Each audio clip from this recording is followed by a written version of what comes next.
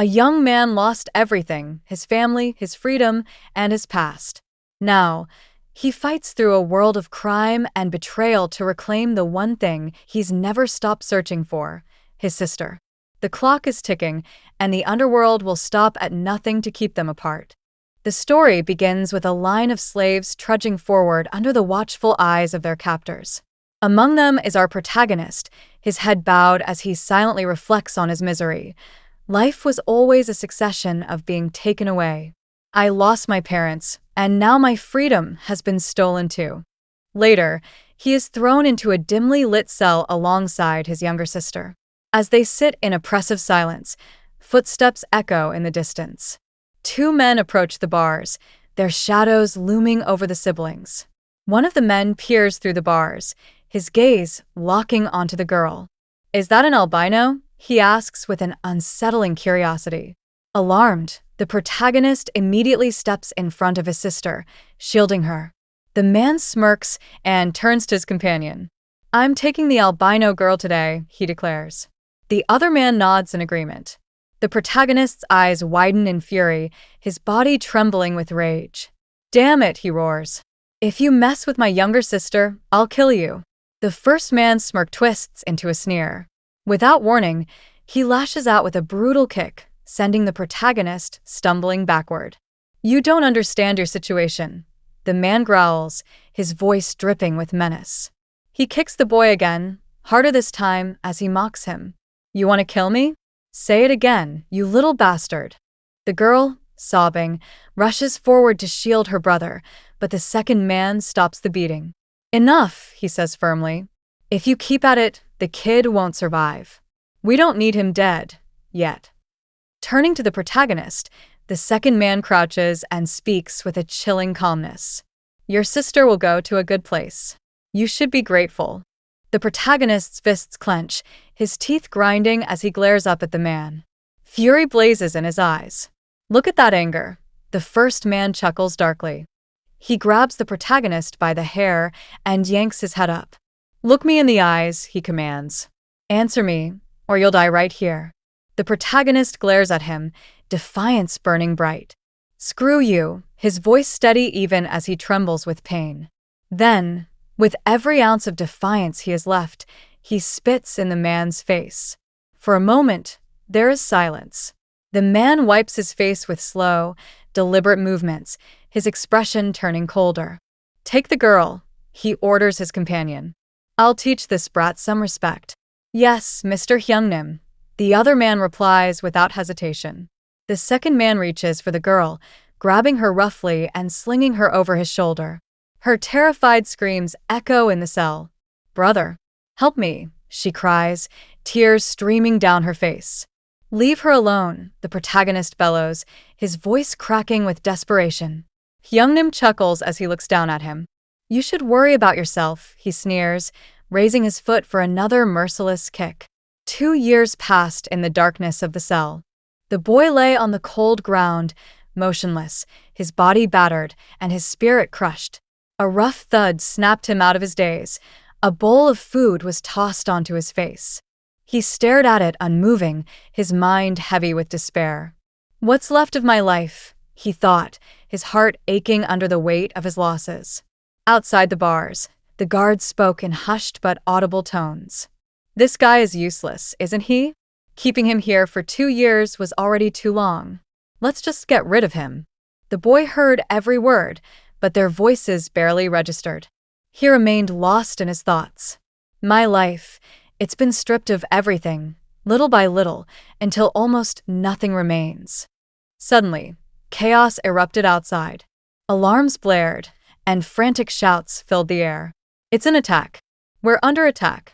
The boy opened his eyes and slowly pushed himself up, his heart racing as he heard the clash of weapons and panicked screams. Through the bars, he saw guards being hurled into the air, their bodies crashing lifelessly to the ground. Amid the chaos, a figure appeared, a lone man standing tall and unscathed before the bars. His presence was commanding, almost otherworldly. The man looked down at him and asked firmly, "Are you dead? If you're alive, then get up." The boy hesitated but extended his hand. The man grasped it firmly, pulling him to his feet. For the first time in 2 years, the boy felt the faintest flicker of hope. Kim Shin carried the boy out of the cell and away from the carnage.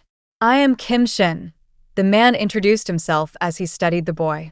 "I wandered along the Halong River with my master. In that process, I ended up saving you." From that day forward, the boy's life took a new turn. He began living with Kim Shin and his master, training with them and slowly rebuilding himself from the ashes of his despair. Each day brought a new challenge and gradually, he grew stronger. But as he grew accustomed to this new life, Kim Shin disappeared without a word. When they met again, the boy was stunned to see what had become of his savior. Kim Shin was no longer the same man. He had become a killer. "Why did you become a killer?" the boy asked, his voice heavy with confusion and pain. Kim Shin paused for a moment, his expression unreadable. Then, with a calm yet solemn tone, he replied, "There are things I want to achieve." The boy hesitated before asking, "If you become a killer, can you also reclaim what was taken from you?" Kim Shin's gaze hardened. "It is an act of accumulating karma, and that karma will return, one way or another." The boy listened in silence, absorbing his words. Kim Shin turned to leave, but stopped, glancing back over his shoulder. "However," he said, his voice steady and resolute, "if reclaiming what you've lost requires bearing all the consequences that come with it, then become a killer." With that, Kim Shin walked away, leaving the boy alone to wrestle with the weight of his words. The scene shifts to a dimly lit bar, its atmosphere heavy with the smell of alcohol and tension. A man and a blonde-haired girl sat at a corner table, their eyes fixed on the entrance. The boy, now no longer a boy, but a hardened young man, stepped inside.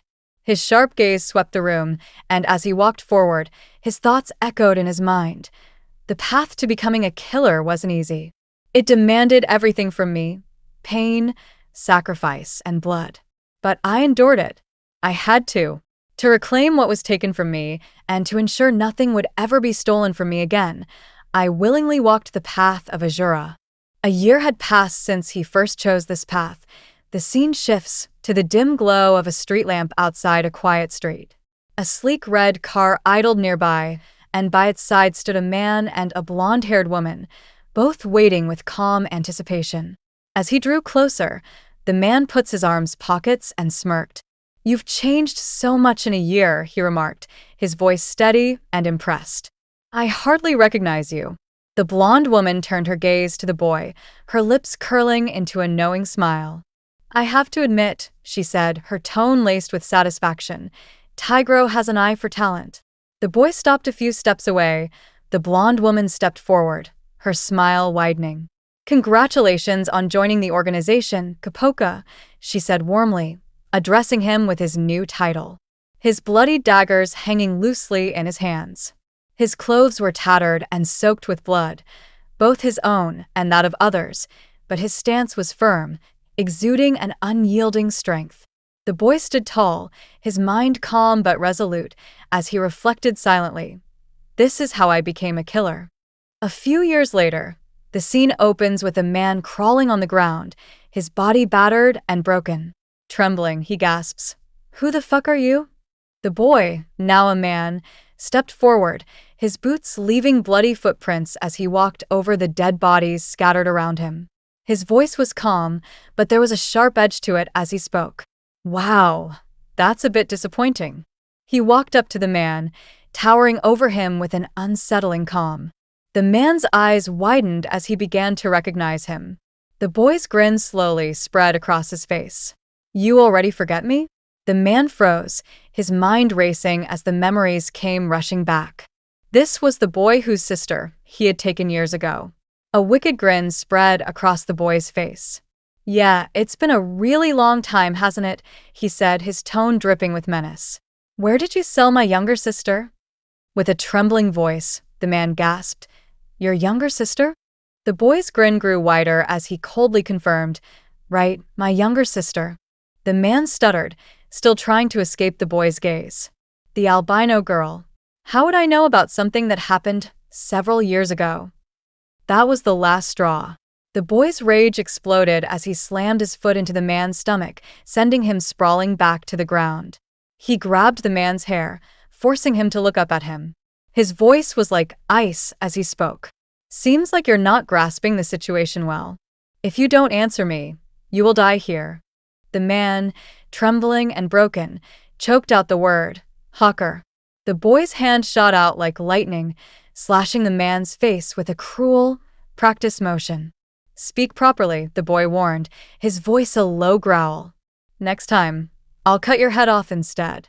The man, desperate now, barely managed to speak. I sell in Hong Kong." The boy's eyes narrowed, suspicion flickering in his mind. "Are you sure?" He paused for a moment, then thought to himself, "Yeah, even if I ask more, there won't be an answer." Without another word, the boy raised his dagger and stabbed the man in the chest. The man's eyes widened in shock as he crumpled to the ground.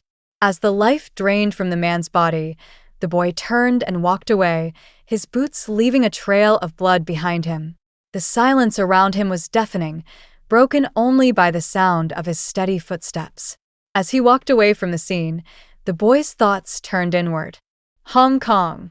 The scene shifts to a dimly lit room where a man stood holding a dagger in his hand. Before him, another man hung limply, his body suspended in the air, blood dripping steadily onto the floor. The tension in the room was palpable, a man respectfully, bowing slightly before speaking. "Mr. Ryukai," he addressed the figure with reverence. "I've just received news. The Hong Kong side is ready." Ryukai tilted his head slightly, a faint smirk playing on his lips. "Is that so?" he replied, his tone calm yet cold. Without hesitation, he raised the dagger and, with a swift, precise motion, severed the hanging man's head. The body fell lifelessly to the floor with a sickening thud. Blood splattered across the floor. The man holding out a clean towel with both hands. Ryukai took it casually and began wiping the blood off his hands, his movements deliberate and calculated. As he cleaned himself, he spoke with quiet authority, his voice filled with ambition. "Then let's begin the preparations," he said, his tone almost dismissive. He paused briefly before continuing, his eyes gleaming with determination. "It's time to become the master of the continent." The scene shifts to Hong Kong/Triad headquarters. Inside the Triad's grand headquarters, a man lifts a steaming cup of coffee and takes a deliberate sip. Two men sit in a room exuding power and tradition. One of them, Lu Wangsheng, the Triad's current dragon head. Wangsheng breaks the silence, his tone commanding. "How are the succession preparations?" Across from him, Lu Yuan, the Triad's next succeeding dragon head, sits at a table, his demeanor calm but focused. Yuan remains silent for a moment, gathering his thoughts. Finally, he speaks. "We are preparing without any issue." Wangsheng places his cup down and looks directly at Yuan. "Since the leaders of all continental organizations are watching," he says gravely, "we must not miss even the smallest detail." Yuan nods slightly. "I will keep it in mind. Don't worry." He hesitates before continuing, his tone shifting slightly. "However, about what I mentioned before, what are your plans to do about it?" "I mean about Ryukai." Wangsheng stands, his movements deliberate and firm. No matter that he is an illegitimate child, he states firmly, he cannot miss the family's big event. Yuan rises from his chair as well, concern flickering in his voice. "But father..." Wangsheng interrupts sharply, his voice cutting through Yuan's words. "If we can't even embrace that much, we won't be able to face the organization's leaders. You just focus on the succession preparations. I will handle Ryukai myself." Yuan clenches his fist tightly, frustration evident, but he bows his head respectfully. "Yes, Dragon Head," he replies, suppressing any further objections. A plane lands in Hong Kong, its roaring engines blending into the distant hum of a vibrant city. The protagonist, Copoka, steps out of the terminal wearing a sleek black outfit, his hands buried casually in his pockets. His piercing eyes scan the surroundings as he whispers to himself, his breath fogging slightly in the cool air. He mutters softly, almost inaudibly, "Let's see who's coming to pick me up." Meanwhile, in a speeding car weaving through the crowded streets of Hong Kong, Marina Iskra grips the steering wheel tightly, her frustration evident. She's on the phone with Lisa. The boy's name? Copoka, is it? She demands, her voice sharp. Lisa's voice comes through clearly. Yes, it's him, Copoka. Marina clenches her jaw and snaps. They say he's out of control. Why should I get tangled in personal matters instead of an official request? Lisa's reply is calm but firm. He's green, but we need someone of his caliber. Marina's fist slams the steering wheel, the sound echoing in the car. Are you serious? With the current Hong Kong situation, and you're asking me to babysit? Her voice rises as she warns, Fine, but I'll handle it moderately. You better manage things on your end, Lisa. Lisa sighs, her tone weary. I'll hang up now. Please, Marina. Wait a second, Lisa. Marina snaps, but the line goes dead. Gritting her teeth, she spits out, Damn it. The car accelerates even faster as she races toward the airport. By the river, Copoka sits on a bench, gazing at the shimmering city lights reflected on the water. He smirks and mutters to himself, Hong Kong, huh? It's livable. His moment of reflection is interrupted by a car screeching to a halt nearby, its headlights briefly blinding him. From the car steps Marina, her sharp heels clicking against the pavement. She approaches Copoka, her eyes scanning him up and down. You're younger than I thought, she remarks coolly. You're Copoka, right? Marina Iskra, East Asia Intelligence. Code name, Poison Toad. Copoka offers no response, merely watching her with a calm, yet unreadable expression. As they settle into Marina's car, she probes him. You came here looking for your younger sibling, didn't you? He nods slightly. Her voice turns firm. I hope you understand the rules. I can't help with personal matters. Sorry, but that's the way it is. Copoka stares out the window, his voice calm but detached. I know well. Marina exhales sharply. Good. But the situation here isn't good. You should have been briefed by Lisa. Wait, don't tell me you weren't told anything? Copoka tilts his head, his tone indifferent. What's not good about it? Marina sighs deeply, her fingers tapping the wheel. The triads. Ever heard of them? A little, Copoka replies, his voice nonchalant. Marina's tone shifts, becoming grave. Hong Kong is the headquarters of the triads. Their influence is absolute. The current dragon head is stepping down, and he's passing the position to his son. Tensions are high. It's a dangerous time. Don't get involved unnecessarily. Her frustration mounts as Copoka shrugs. So, Marina slams the brakes, the car jerking to a halt. She glares at him. It means don't cause trouble. Copoka stretches lazily. Got it. Ignoring her anger, he asks, Where are we heading? Marina relents, her tone softer but still sharp. You're looking for your sibling, right? I'll introduce you to someone who can help. Zhou Xing. Copoka smirks. Didn't you say you couldn't help? Guess I won you over already. Marina rolls her eyes. Don't misunderstand. This is so you can find her quickly and leave Hong Kong. Copoka leans back, amused. Is this Zhou Xing trustworthy? Her response is curt. My help ends here. Judge for yourself. As he steps out of the car, Marina warns, Be grateful for this much. And remember, this is Hong Kong, not Russia. Copoka glances back, smirking. Joy Jin. See you around. Marina watches him leave, muttering under her breath. Really untrustworthy. She drives off, her thoughts heavy. Copoka ventures into the dark streets, the faint echoes of the city growing distant. He arrives at a dimly lit building, hearing muffled voices from within. Entering cautiously, he finds two men in black suits roughing up a third man, slamming him against the wall. Whose orders are you following? One shouts. The victim stammers, I told you. I'm just an informant. Copoka interrupts coolly. Zhou Xing. The men whirl around, startled by his sudden presence. Marina sent me.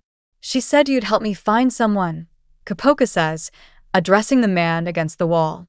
The man, bruised and battered, manages a weak nod.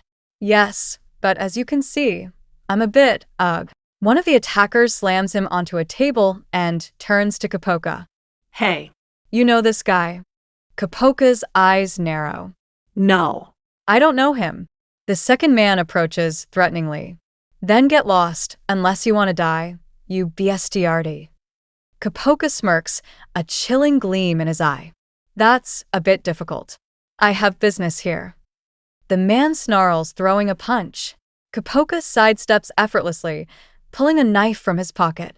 With a swift, fluid motion, he strikes. Blood sprays across the room as the first man collapses. The second man freezes in shock. Copoka turns toward him, flicking the blood from his blade. Sorry, but I'm in a hurry. Zhou Xing was shocked, his face pale as he stammered. Did he kill him? The second thug, now desperate, grabbed Zhou Xing, pressing a blade against his neck. Sweat trickled down his face as he used Zhou Xing as a human shield. His mind raced. He's no ordinary guy. He's a professional. He yelled at Copoka, his voice trembling. What the F***CK are you?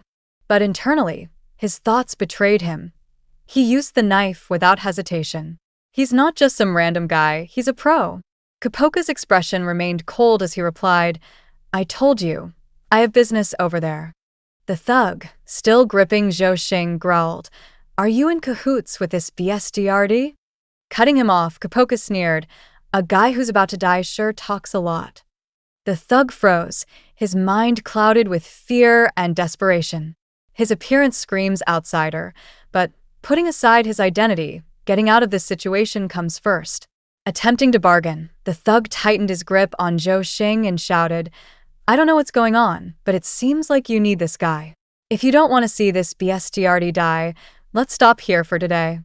Zhou Xing, equally terrified, stuttered, Why yes, friend. I don't know what this is about, but it's not like today is the only day, right? Copoka stayed silent for a moment, feigning consideration. Then, stepping forward, he said calmly, Right. Today isn't the only day. Relieved, the thug exhaled. Yeah, good. Before he could finish, Copoka's blade flew with precision, striking the thug in the face. Blood splattered, and the thug collapsed to the ground, dead. Copoka wiped his hands, his voice cold and impatient.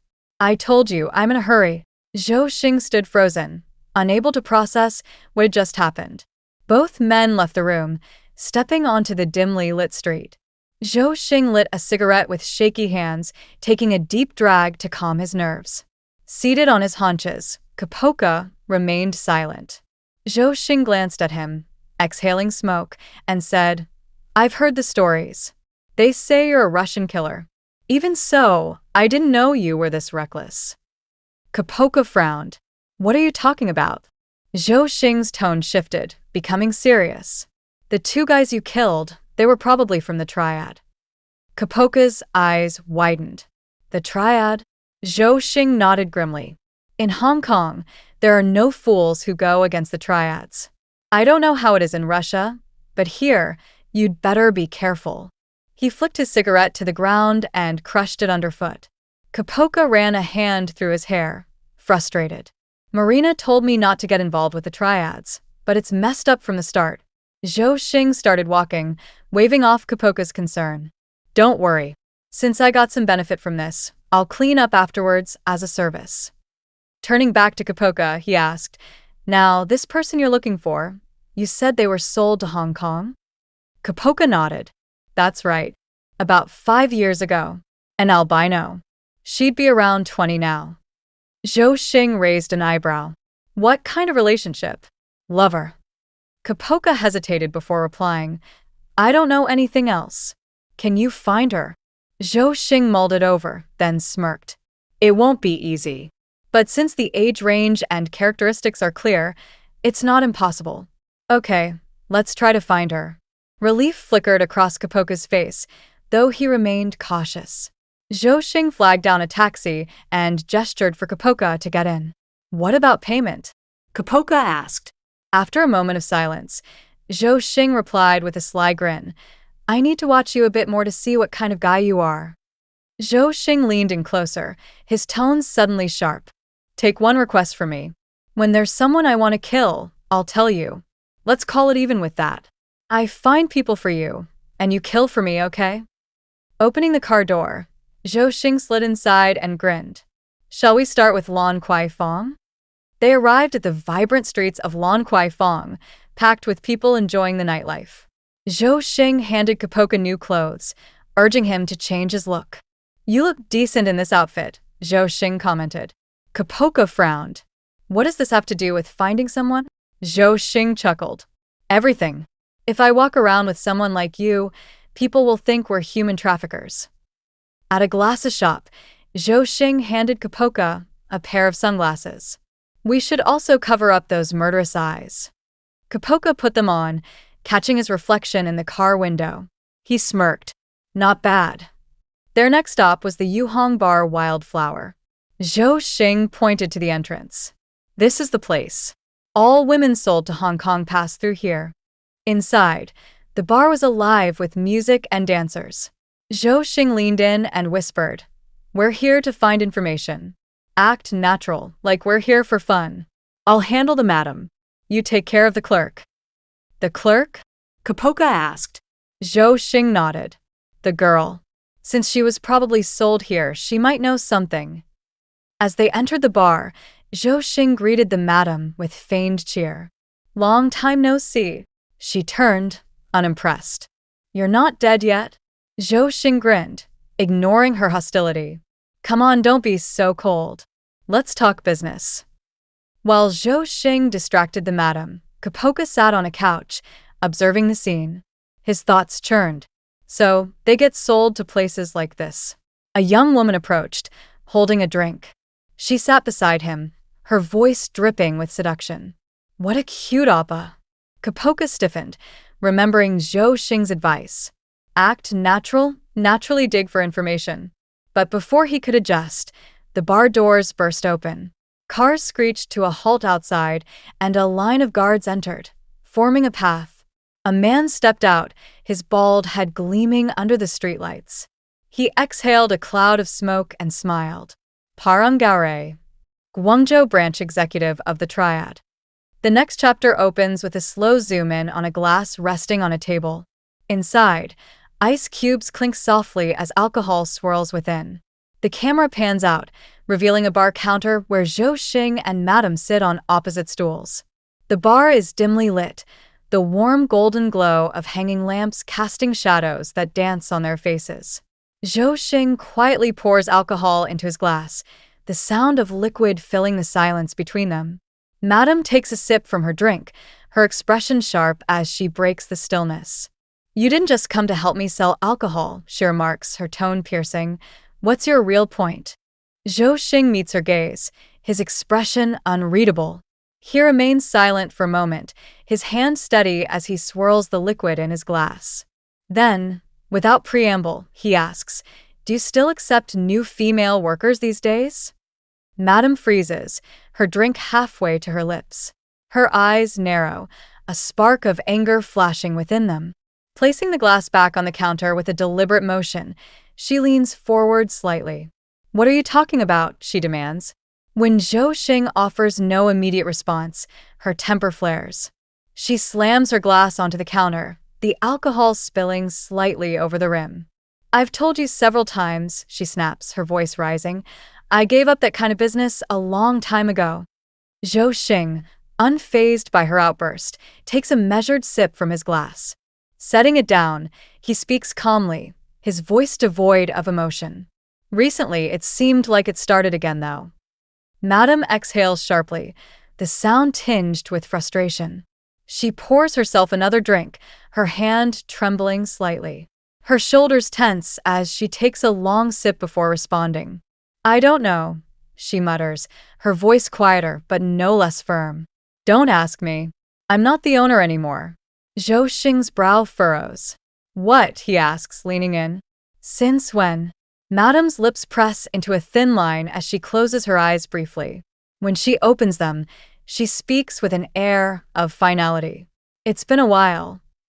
Zhou Xing processes her words in silence, his mind racing. Picking up his glass, He clinks it lightly against hers in an almost absent-minded toast. Then who's the owner now? He asks. Madam tilts her head, a wry smile playing at her lips. You'll know if I tell you, she counters. Rising from her seat, she stretches and adjusts her jacket. Anyway, are you done with your business? She asks, her tone curt. Without waiting for an answer, she begins to walk away. Then I'll get up now. Zhou Xing's voice halts her in her tracks. I'm looking for a woman, he says, his words deliberate. Reaching into his jacket, he pulls out a neatly bound stack of cash. Placing it on the counter, he continues, she was sold to Hong Kong about 5 years ago. An albino about 15 years old at the time. Madam stops, her back still turned to him. She glances over her shoulder, her gaze lingering on the money. Her lips curl into a faint, almost predatory smile. Turning back, she retakes her seat, her eyes now locked onto his. Well, she drawls, does anything come to mind? Zhou Xing leans forward slightly, his expression intense.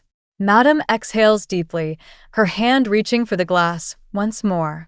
It's too late, she says finally, shaking her head. The new owner disposed of all the records. Zhou Xing slides the money across the counter toward her.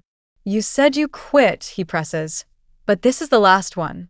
So please help. Madam regards him for a long moment, her gaze flickering between the money and his face. Finally, she lets out a soft, mocking laugh. You're really being difficult, she remarks, rising once more. Walking away, she speaks over her shoulder. While running the business, there was only one albino child who came in. Zhou Xing sits up straighter, his interest piqued. Madam pauses, her hand on a drawer. But I suddenly remember sending her back because she was terribly disobedient. Retrieving a file from the counter, she places it before him. There are always people looking for them, you know. Who's looking for her? The friend outside. Zhou Xing replies without hesitation. You mean him? She asks, arching an eyebrow. That's right, Zhou Xing confirms. The scene transitions to Copoka sitting at a small table in the corner of the bar. The clerk girl, visibly emotional, finishes recounting her story. Leaning against his shoulder, she sighs. That's how I ended up here. Copoka's expression darkens, his thoughts clearly elsewhere. I see, he murmurs. The girl looks up at him, her eyes searching his face. Don't make that face, she says softly. This place is decent enough. Her words trigger a flood of memories for Copoka. He sees his younger sister being dragged away by faceless men, her screams echoing in his mind. A decent place. If Gina were still around, she'd be about the same age. Before he can say more, Zhou Xing approaches, breaking the moment. You've been having quite a good time by yourself, he remarks, his tone teasing. I guess you're the type who's weak for women. Ignoring the comment, Copoka's attention shifts as Zhou Xing hands him a photograph. Is this the right person? Zhou Xing asks. Taking the photo, Copoka's breath catches. His hands tremble as he stares at the image. Gina, he whispers, his voice breaking. How is it? Zhou Xing asks. Are you coming to your senses now? Slamming his hands on the table, Copoka's voice rises with urgency. Where is she now? Before Zhou Xing can respond, the atmosphere shifts. Heavy footsteps echo through the bar as Parangare and his gang enter, their presence commanding attention. Zhou Xing stiffens, instinctively pulling Copoka toward the exit. Let's leave for now, he whispers. But Copoka resists, his voice firm. No, right now. Madam, visibly trembling, greets Gaore with forced cheer. Ga Joriai, what brings you here without notice? Joriai's eyes sweep the room, landing on the clerk girl. A smirk plays on his lips. On a good day, you can't miss out on women and a drink, he declares, grabbing her wrist.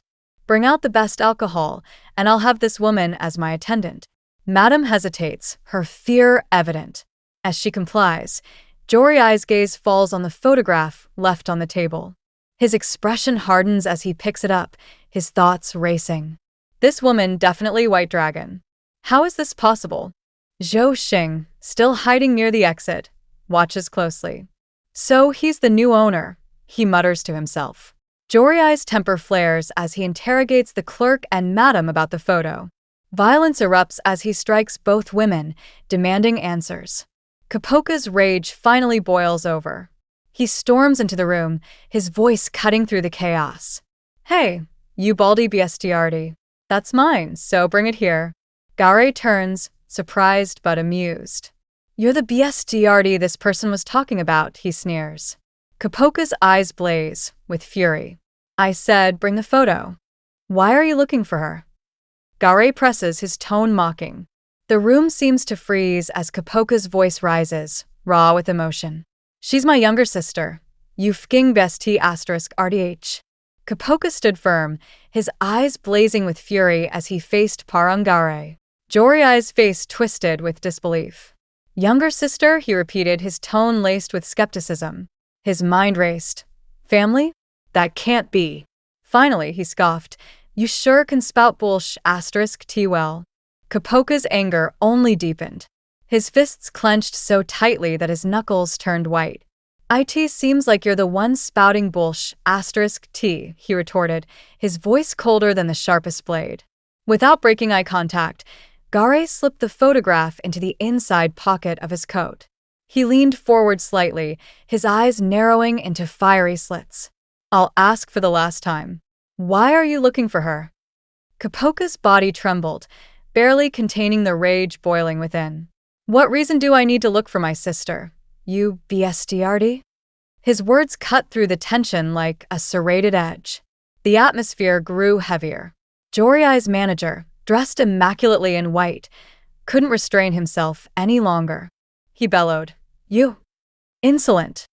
The manager moved to attack, but Garay silenced him with a single raised hand. Copoka, undeterred, began walking toward Garay, his presence cold and menacing. His steps were slow, deliberate, and filled with a deadly resolve. The guards stood frozen, too shocked to intervene as Copoka's voice reverberated through the room. "You!" He stopped just a foot away, locking eyes with Garay. "What's your relationship with my sister?"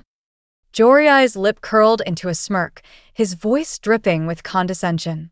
"You're looking for White Dragon, but don't know about our existence?" Copoka's glare hardened. "Is it because you're a pig bestiardi?" His voice rose into a furious roar. "You *King can't understand what people say." Outside the room, Zhou Xing stood silently, his eyes wide with shock as he eavesdropped on the escalating confrontation. "This crazy bestiardi," he thought, barely believing the spectacle unfolding before him. "What? Are you having a fit over my sister? Say something, you baldy." Copoka's taunt cut deep, and veins bulged on Joriai's forehead as his fury reached its peak. With a shout, Garay unleashed a powerful punch aimed directly at Copoka's head. But Copoka moved like a shadow, dodging the blow effortlessly. Joriai's eyes widened in disbelief. He dodged it? The realization hit him like a freight train. Copoka, meanwhile, drew a sleek blade from his back pocket, gripping it tightly. "Turn on your blinker when you come in," he mocked. Joriai's smirk returned, albeit more cautious this time. "So, you're not just a small fry after all." He clenched his fists again, his voice a growl. "In any case, I'll have to tear that insolent mouth of yours first." Copoka's grip on his blade tightened. "Why does this pig bestiardi keep oinking?" he shot back. The air between them was thick with tension as the two men locked eyes, their mutual hatred palpable. They were seconds away from clashing when Joriai's manager suddenly stepped in, holding out a phone. "It's Emmer Mariong," the manager announced, his voice trembling slightly. Joriai's fiery gaze shifted to the phone, his frustration evident as he took it. His movements slow and deliberate, he pressed the phone to his ear. "It's me," he said, his voice low. Copoka's eyes followed Garay suspiciously, wondering what was happening. Meanwhile, Joriai's expression hardened further as the voice on the other end of the line spoke. He gave a signal to his men. "Take him down. Just keep him alive," he ordered, his voice icy. As Garay turned to leave, he glanced back at his men. "He's not someone to deal with carelessly, so don't let your guard down." The guards drew their blades, each one exuding a deadly professionalism. Copoka tilted his head slightly, cracking his neck. "Isn't this guy a total thug, bestiardi?" he muttered, almost amused. Meanwhile, Zhou Xing, still watching from outside, observed Gare leave the room, speaking on the phone. Zhou quickly slipped away, his mind racing as he pieced together what he'd overheard. "White Dragon, his sister, is this about her?" Inside, the guards charged at Copoka, their blades gleaming in the dim light. "Bring it on, you bestiardies!" Copoka shouted, his voice echoing with defiance. One guard lunged at him, blade first, but Copoka sidestepped and tripped him with a swift kick. As the man fell, Copoka drove his blade down, piercing the guard's back. Blood sprayed like a crimson fountain. Another guard attacked from behind, but Copoka spun, his movements fluid. With a downward kick, he disarmed his opponent, and as the guard stumbled, Copoka plunged his blade into the man's throat. Blood splattered across the room, painting the walls in gruesome red. The scene devolved into chaos as Copoka fought like a demon unleashed. One guard's head flew through the air, severed cleanly by Copoka's blade. Others fell in quick succession, their screams silenced by Copoka's unrelenting precision. His clothes and face were soaked in blood, but his expression remained cold, unfeeling. Zhou Xing, watching from a safe distance, could barely believe his eyes. This guy, he's not just skilled, he's a killer without hesitation. Zhou's mind raced. At this rate, things are going to spiral out of control. Amid the carnage, Copoka advanced toward the last remaining guard. The man tried to crawl away, but Copoka's boot came down hard on his back. "Now only you're left," Copoka said, his voice like ice. The guard begged for his life, but Copoka's blade silenced him, adding another body to the blood-soaked floor. Copoka wiped the blood from his blade and strode toward the door. Outside, Zhou Xing tried to approach him, but Copoka brushed past without a word, his focus solely on Gare. Gare, still on the phone, turned at the sound of Copoka's voice. "Yo!" Copoka called, his tone deadly. Joriai's eyes widened in shock as he saw Copoka, covered in blood. Copoka took another step forward, his blade glinting ominously. "Where are you going without finishing our conversation, you pig bestiardi?" Still holding his phone to his ear, Gare stammers. "You." How? Copoka, his eyes gleaming with a malevolent light, strides forward, his voice cutting through the tension like a knife. "Your underlings are all dead. Why are you even asking?" His fists remain tightly clenched, his presence radiating an unrelenting menace.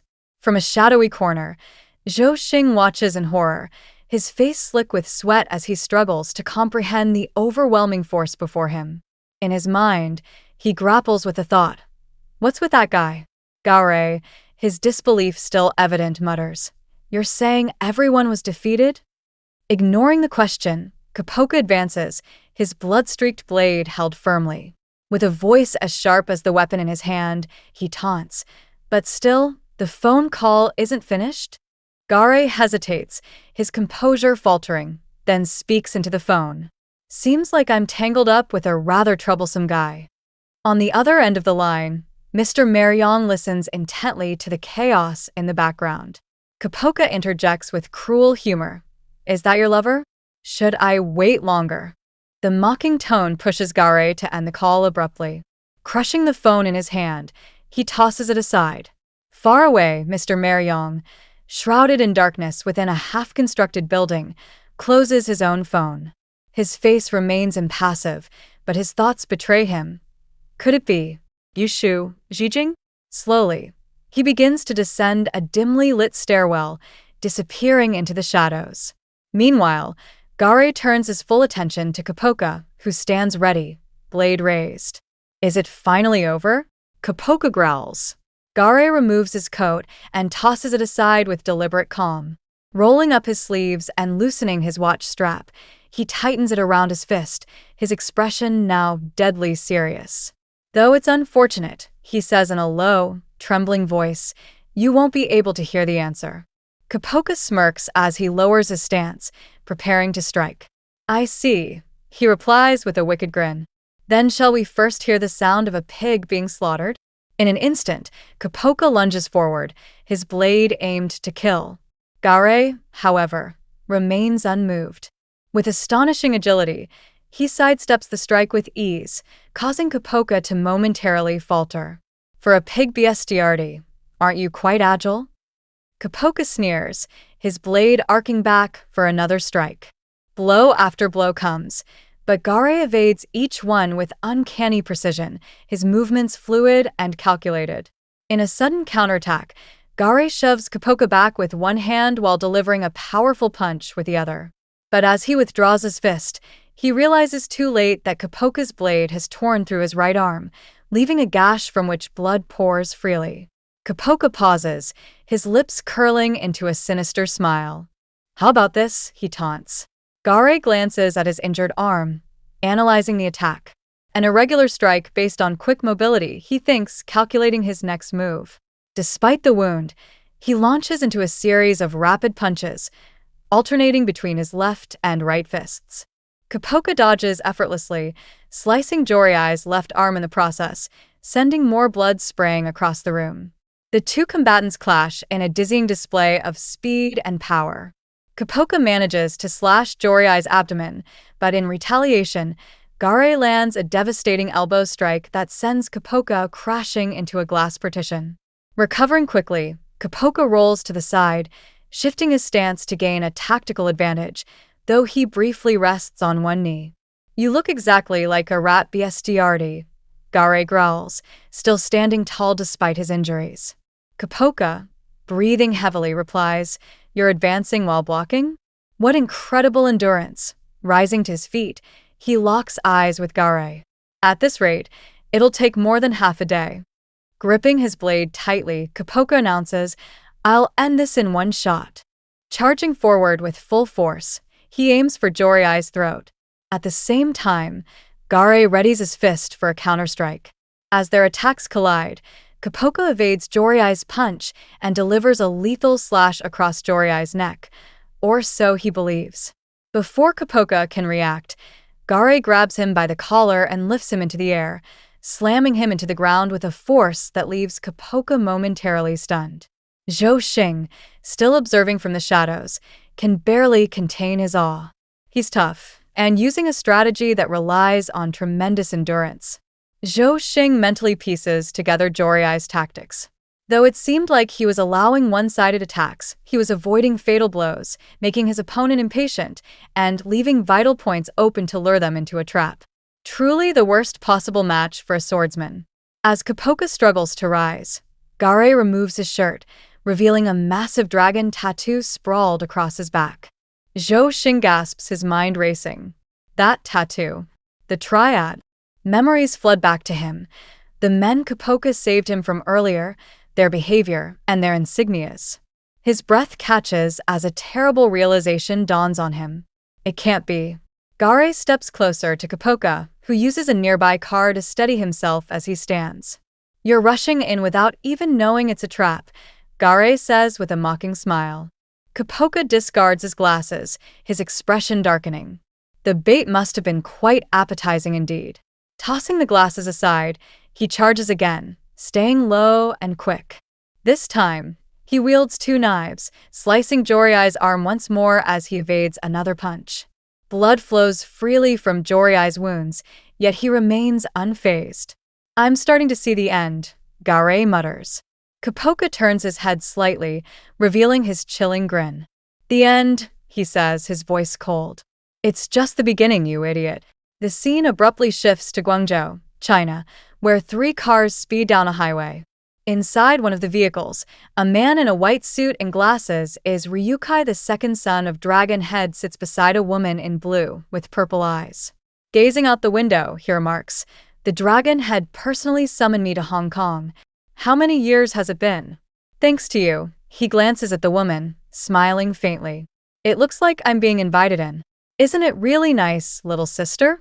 The scene transitions seamlessly back to Copoka and Gare, their battle reaching a fevered intensity.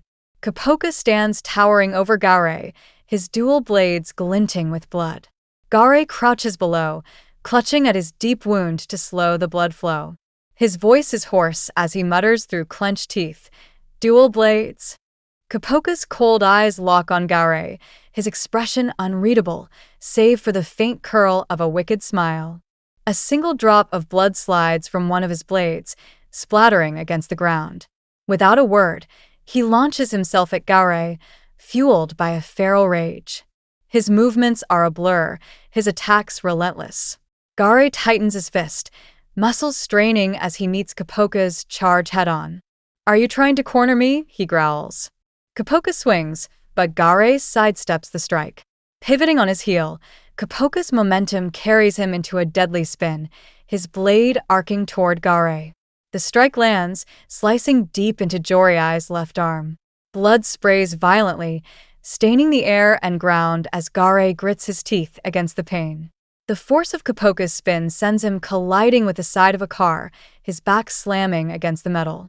Garay glances at his wound, wincing before steeling himself. With a guttural grunt, he prepares for the next assault. Copoka uses the car as leverage, kicking off and flipping through the air with practiced precision. His blades gleam as he targets Jorai's neck, but Garay narrowly evades the deadly strike, rolling away at the last second.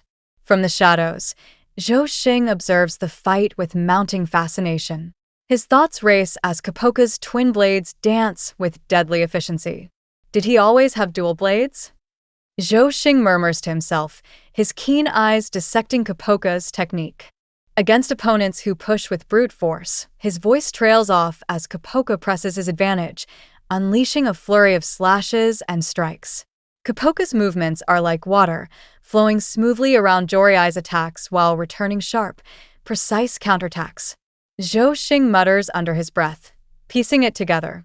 Dual blades, their advantage lies in their irregular attacks. With one movement, they perform two strikes, gaining a physical edge. As the fight drags on, that difference only grows. Jorai's frustration mounts. Every punch he throws is met with evasion, every defensive maneuver countered with a fresh cut from Copoka's blades. Zhou Xing narrows his eyes, his voice barely above a whisper. The truly infuriating thing about dual blades is how effortlessly this man wields them, as if they're extensions of his own body. His combat sense and skill are on another level. Copoka slashes Garay again and again, each cut methodical and punishing. Garay, growing desperate, begins to act without thinking. His anger overtakes him, clouding his judgment. Copoka capitalizes on every misstep, his attacks slicing deeper. Yet Garay manages to block a knee strike aimed at his face, grabbing one of Copoka's blades mid-swing. Blood seeps from his hands as he tightens his grip, refusing to let go. Copoka's eyes widen momentarily in shock. Zhou Xing, watching intently, mutters, "That person's level, it's also quite high." But this dual blade technique, paired with that level of body coordination, Garay sees his chance and swings a powerful punch. Copoka reacts with lightning speed, dropping one blade to deflect the blow and countering with a strike to Jorai's chest. The impact sends Garay stumbling. Copoka follows up with a brutal knee to Jorai's face, the blow so severe that blood sprays from his nose like a fountain. Garay collapses to the ground, his body battered and broken. Copoka stands over him, his blood-soaked clothes clinging to his body like a macabre uniform. His expression is icy, his gaze sharp as a blade. He mutters, "It's too much." Taking a slow step forward, his boots squelch against the bloodied floor. Garay lies prone, barely conscious. Copoka kneels, leveling his blade at Jorai's face. "Now, try blabbering a bit," he demands, his voice low and threatening. "What kind of relationship do you have with my younger sister?" Garay coughs weakly, blood flecking his lips. This absurd, his voice fades, broken by pain. Copoka presses the blade against Jorai's throat. "Before you die, tell me and then die." Zhou Xing, stepping closer, interrupts the tension. "These guys, it seems they're mainland triad," he says. Copoka's head snaps up, his glare shifting to Zhou Xing. "What?" Zhou Xing gestures to Jorai's fallen form. He wasn't just a simple onlooker. Isn't that so? Joriai's eyes shift to Zhou Xing, recognition dawning on his face. You, he rasps, a weak smile tugging at his lips. I thought I'd die like a dog, but I'm going to cause chaos before I go. Copoka's patience snaps. Funny, he snarls, his voice laced with fury. Gare chuckles darkly, blood trickling from his mouth. Regrettable, but my role ends here. In a final, shocking move, he grabs Copoka's blade and plunges it into his own throat. Blood gushes from the self-inflicted wound as Copoka stumbles back, stunned. This bestiality, deliberately. For a moment, the scene is silent, save for the sound of Copoka's labored breathing. Zhou Xing exhales, breaking the stillness. If they're going this far, he picks up Joriai's coat and retrieves a phone and photograph from the pocket. He examines the picture, a younger woman, and says, "It seems your sister is deeply entangled with some nasty people." Copoka's eyes narrow. What? He asks, his voice low and dangerous. Zhou Xing holds up the evidence. There's a high chance she's still alive, he says with a knowing smirk. I'll dig into these documents. Why don't you go relax at a sauna or something? Things will get ugly if I don't clean up here first. Copoka glares at Zhou Xing, his body tense with emotion. But his gaze shifts to the clerk girl, still cowering on the floor, and he takes a deep breath. Zhou Xing claps Copoka on the shoulder. I'll contact you again soon, he says before pocketing the photograph and walking away. The scene cuts to the Hong Kong Triad headquarters, where Lu Wangxing gazes out the window. His son, Lu Yuan, paces the room in agitation. Calling them to Hong Kong? What are you thinking? He demands. Lu Wangxing responds with cold detachment. I told you I would take care of it. Their tense exchange is interrupted by Milin Zhou Xing, who steps into the room and bows respectfully. I, Milin Zhou Xing, greet the dragon head. The reveal sends a chill through the room. The mysterious informant has just entered the lion's den. Milin Zhou Xing entered the room, his head lowered in deference as he knelt on the polished wooden floor. The scent of oolong tea lingered in the air as Lu Wangxing, the dragon head, sipped from a small wooden cup. His sharp gaze flickered to Zhou Xing, then to his son, Lu Yuan, who sat tensely across the room. Lu Yuan's eyes darted between his father and the kneeling Zhou Xing, the muscles in his jaw tight as he wondered what might be unfolding in his father's mind. The thing you told me to look into the other day, Zhou Xing began, his voice low but steady. Lu Wangxing gently placed his cup on the table. A faint furrow formed between his brows, betraying his irritation. It doesn't seem to be good news. This is about branch head Ryukai, Zhou Xing replied. At the mention of the name, Lu Yuan's face darkened. He leaned forward, his voice sharp and urgent. Ryukai, what is all this talk about? Father, his shout echoed through the room, startling Zhou Xing for a moment, though he remained kneeling, his face unreadable. Lu Wangxing raised a calming hand, a faint smile playing on his lips. It's okay. Explain to me. Zhou Xing nodded. In the past few months within Hong Kong, those conducting prohibited business have been identified. Prohibited businesses? Lu Yuan interjected, his tone edged with disbelief. Zhou Xing met his gaze briefly before continuing. Yes. Businesses like human trafficking and drug distribution that we, the triads, have forbidden to maintain our relationship with the public security. Lu Yuan exhaled sharply, turning his face away as if to wrestle with the implications. Following your instructions, Dragon Head, we traced their roots, Zhou Xing explained. As a result, I found that it's not an external force, but a triad branch outside of Hong Kong. Lu Yuan's fists clenched and he growled. What? His frustration seeped into every syllable. Are you saying it's in Guangzhou? No. It's Ryukai? It's not confirmed yet, Zhou Xing replied. But the Dragon Head is currently making that speculation. Lu Yuan turned toward his father, his voice rising in anger. Father, how can you say it's just a speculation? Ryukai has wanted to get involved in those businesses for years. Lu Wangxing's calm demeanor didn't falter. He picked up his cup, the steam curling lazily upward as he spoke. It's just a speculation.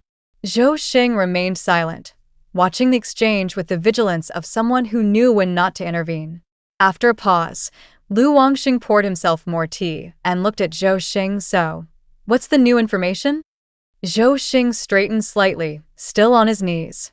The personnel we planted in the Guangzhou branch to monitor branch director Yu Kai have been disappearing one by one over the past 1 or 2 months. Now, the last operative has also lost contact. Lu Wangxing nodded thoughtfully, his expression unchanging, but Lu Yuan slammed a fist against the armrest of his chair. Killers? 9 people? What are they trying to do? It seems they're using 9 dragons as their code name, Zhou Xing added. Lu Wangxing's lips curved into a sharp smile as he murmured, Kowloon, 9 dragons. Isn't this Hong Kong? How interesting.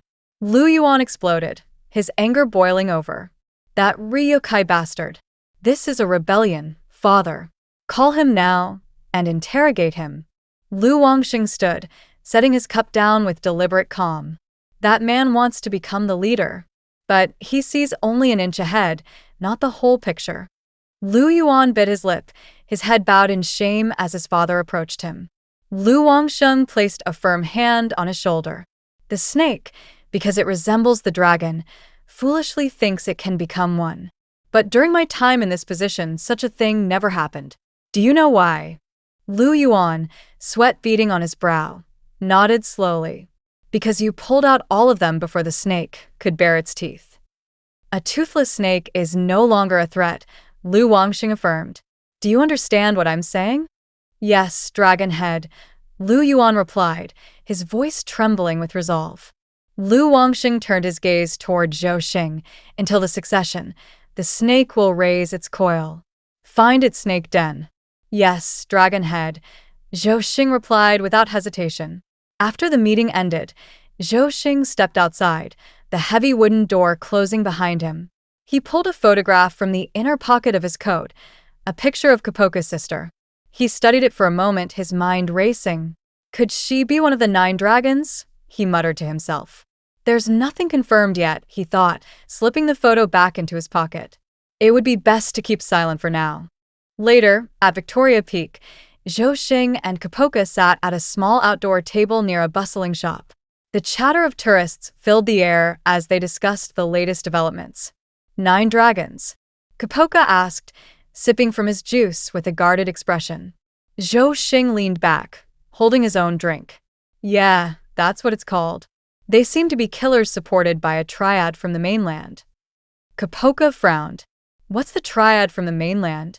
If Hong Kong is the headquarters, think of them as branch offices spread across the mainland, Zhou Xing explained.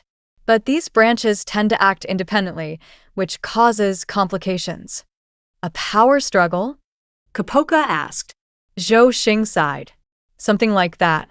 The important part is that the 9 dragons are connected to the mainland, not Hong Kong. But he hesitated, stirring his drink with a straw. It's clear they have clues about your sister. Copoka's expression hardened.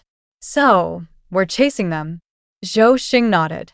I've already set up a meeting. It's about time he arrives. As they spoke, a figure ascended the stairs leading to the viewpoint. His blue trousers and blonde hair caught the sunlight, his confident stride exuding arrogance. What kind of person calls me all the way up here? He muttered to himself. Zhou Xing's eyes narrowed. Looks like he's here. The man reached the top, pausing briefly as he ran a hand through his hair. The name appeared in bold letters across the screen of their thoughts. Blue Dragon Zhao Kanzhou, one of the 9 dragons. Zhao Kanzhou, the blue dragon, ascended the stairs to the top of Victoria Peak, his expression fluctuating between calm and irritation. As he reached the summit, he glanced around, taking in the scenery, his face darkening with frustration as the surrounding noises of tourists and children grated on him. Unable to contain his annoyance, he let out a sharp groan, almost childlike in its petulance. Copoka observed Zhao Kanzhou's erratic behavior from a distance, his brow furrowing. With a sly smirk, he turned to Zhou Xing and asked, Is that guy supposed to be the demon dragon? His tone was laced with skepticism, his words cutting through the tension. Zhou Xing, equally uncertain and still doubtful of Zhao Kanzhou's true identity, shook his head. No, he replied thoughtfully. He probably didn't come in person. Even if he did, there's no way to confirm if it's really him. Taking a deep breath, Zhou Xing removed his glasses, his movements deliberate. He cleaned them carefully with a cloth as he continued speaking, his tone measured. Right now, for us, whether he's the demon dragon or not is less important than, he paused, handing the glasses to Copoka with a faint, almost mischievous smile. Copoka accepted the glasses, his expression sharpening as he gazed into their polished lenses. The reflections staring back at him seemed to blaze with intensity. He muttered, "What are we going to do now?" Then, with a sense of finality, he slipped on the glasses. Zhou Xing, now gazing out at the panoramic view of Hong Kong, spoke in a quiet but confident tone. Victoria Peak is one of the highest observation points in Hong Kong. As he spoke, the bustling activity below became evident. Tourists snapping photos, families gathering, and couples strolling hand in hand. That's why so many people visit here every year, Zhou Xing continued. They either take the peak tram or walk up. The same goes for when we go back. There are only 2 routes. He held up 2 fingers to emphasize his point. Copoka's expression turned cold and analytical as he processed Zhou Xing's words. So, he said, his tone cutting, we have no choice but to move along a limited path with an unspecified number of people? Zhou Xing nodded, his response brief but affirming. Yeah. It's perfect for tailing. Still pondering, Copoka furrowed his brow and asked, "But didn't you say you had an appointment?"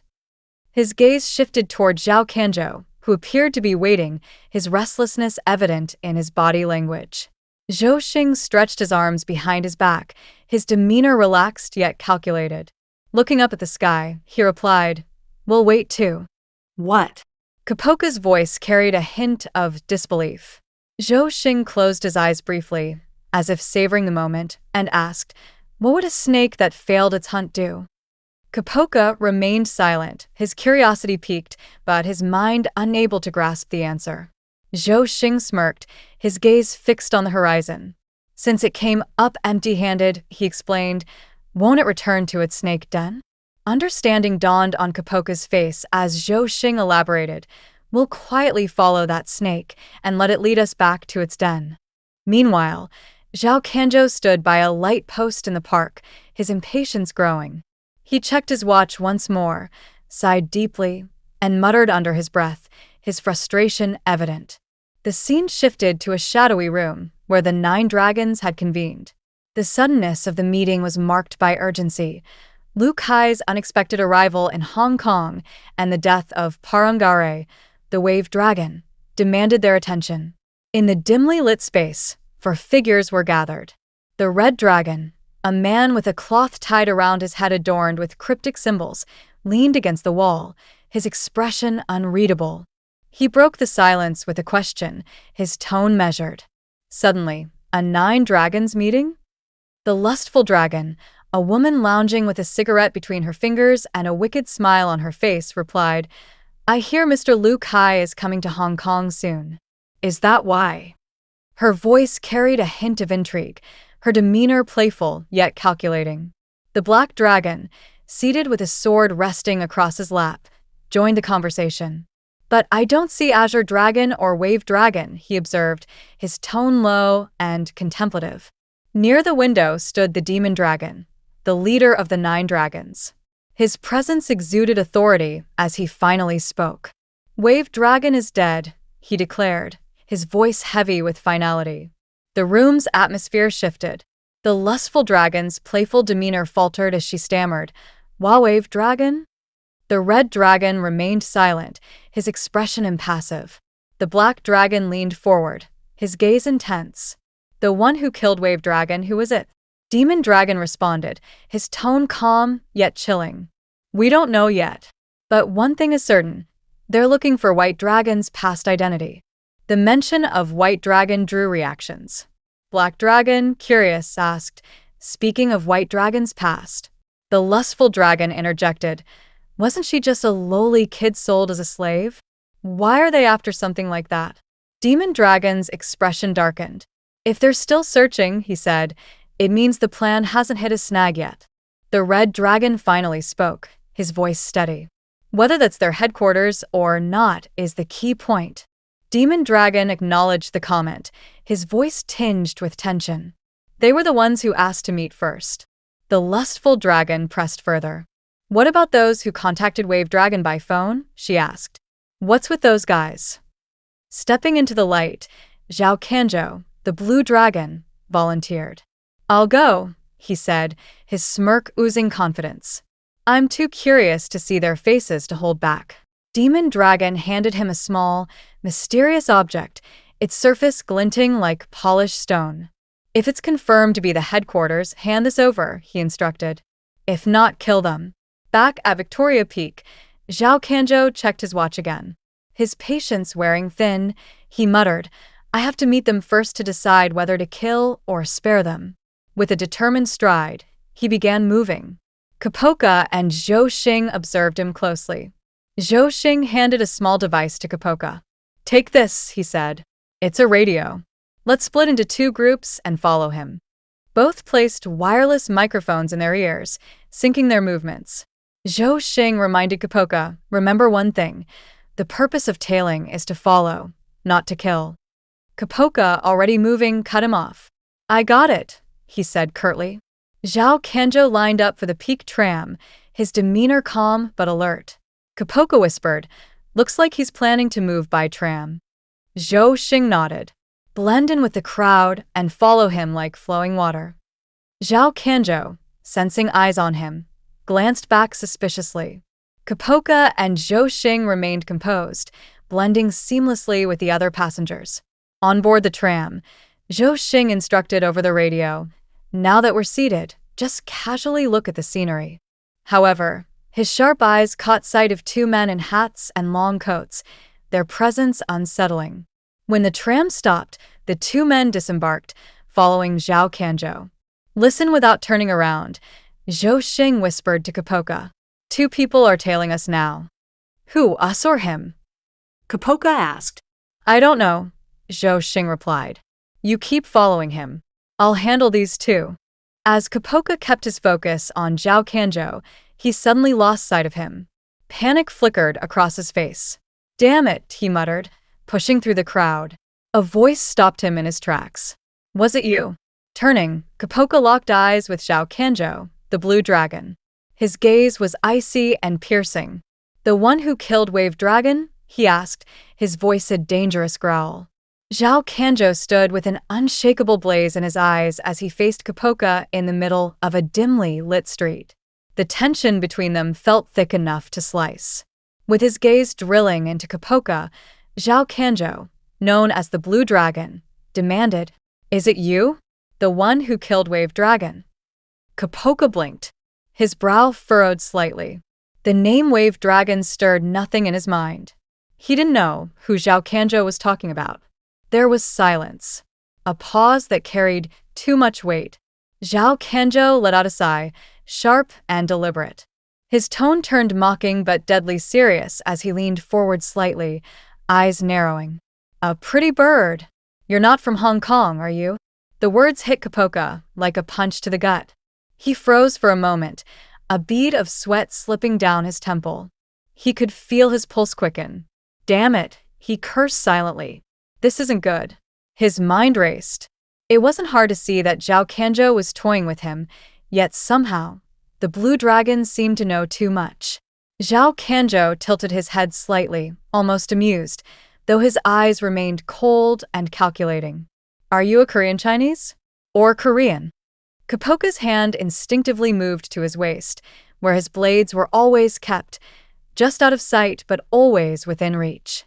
With a low stance, his voice came sharp and defiant. What does that matter anyway? Zhao Kanzhou smirked, taking a step forward. His movements were fluid and unnervingly calm, as though the street belonged to him and the moment was his to dictate.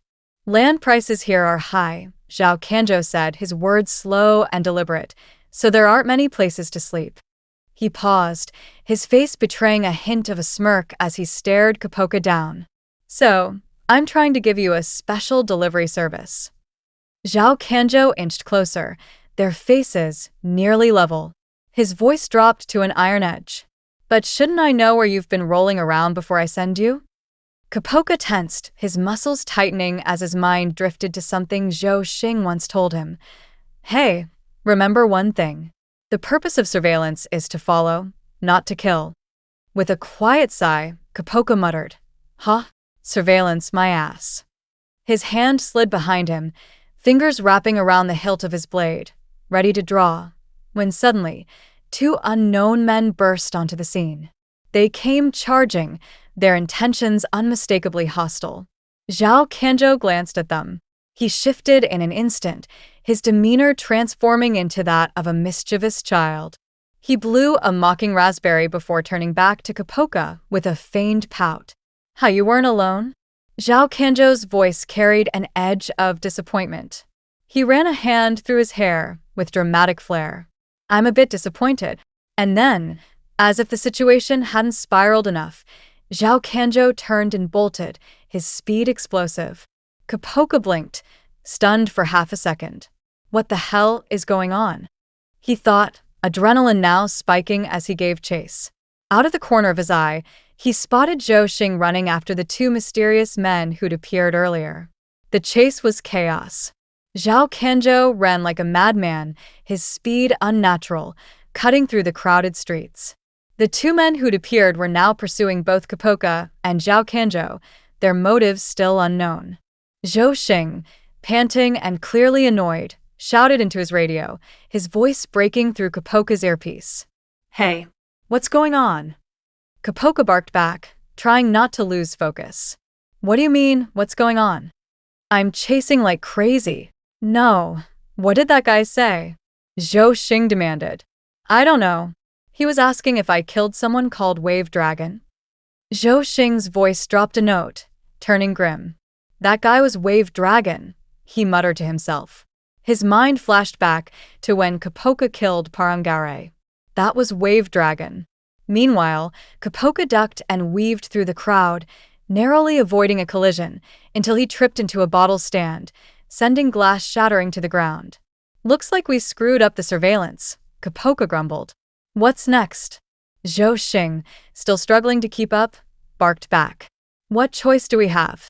We have to catch him and make him talk. Up ahead, Zhao Kanzhou skidded to a stop near an escalator.